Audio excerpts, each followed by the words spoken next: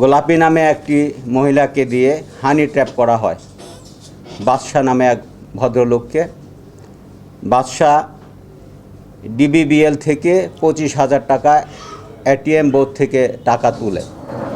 সেই টাকাটি যখন তুলে তখন গোলাপী তার সাথে হানি ট্র্যাপের জন্য কথাবার্তা বলে। কথাবার্তার এক পর্যায়ে যখন বাদশাহ বুঝে যায় যে তাকে হানি ট্র্যাপ করা হচ্ছে, তখন বাদশাহ গোলাপীর সাথে দ্বন্দ্বে জড়ায়া যায় এবং এক পর্যায়ে আপনারা দেখবেন ভিডিও ক্লিপের মধ্যে সে গোলাপীকে ঘুষি দিচ্ছিল।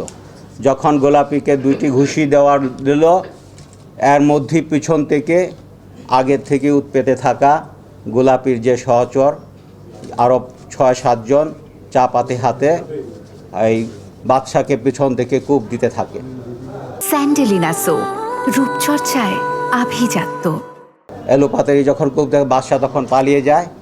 এই ভিডিওটি ধারণ করছিল মরহুম সাংবাদিক আসাদুজ্জামান তুহিন। তিনি বসে এই ভিডিও যখন ধারণ করছিল, তার এই ভিডিও ধারণটি এই ক্রিমিনালরা দেখে ফেলে। ক্রিমিনালরা যখন বুঝে যায় তাদের এই ক্রাইমটি প্রচারিত হয়ে যাবে, তারা চিহ্নিত হয়ে যাবে, তখন এই আসাদুজ্জামান তুহিনকে সার্চ করে এবং বলে তাকে ভিডিও ডিলিট করতে হবে, তাদেরকে প্রেশার করে এবং তার সাথেও বাগদণ্ডে ধরিয়ে যায়। এক পর্যায়ে তাকেও তার উপরও আক্রমণ চালায়। সে দৌড়ে গিয়ে একটা মুদির দোকানে যায়, সেখানে গিয়ে তাকে উপর কুপিয়ে হত্যা করে। আমরা এই হত্যার নিন্দা জানাই এবং আমরা এটির জন্য পুলিশ প্রশাসন থেকে আমরা সত্যি এটির জন্য আমরা খুবই দুঃখিত। এটি আমাদের কিছুটা হলেও ব্যর্থতা অবশ্যই আছে। আমরা প্রিভেনশন কাজটি নিশ্চয়ই সুচারুভাবে করতে পারিনি, আরও সুচারুভাবে দিতে পারিনি।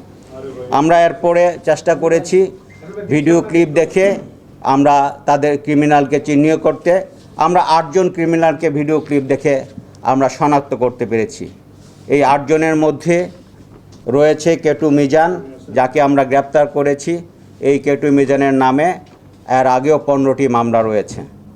আর যিনি হানি ট্র্যাপ করেছে তারই স্ত্রী পারুল আক্তার ওরফে গোলাপি, তাকেও আমরা গ্রেপ্তার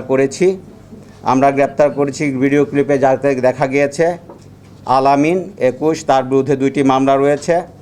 স্বাধীন, তার বিরুদ্ধে 2টি মামলা রয়েছে। শাহজালাল ওরফে পিতা হানিফ, তার বিরুদ্ধে 8টি মামলা রয়েছে। ফয়সাল হাসান সাব্বিরের বিরুদ্ধেও 2টি মামলা রয়েছে।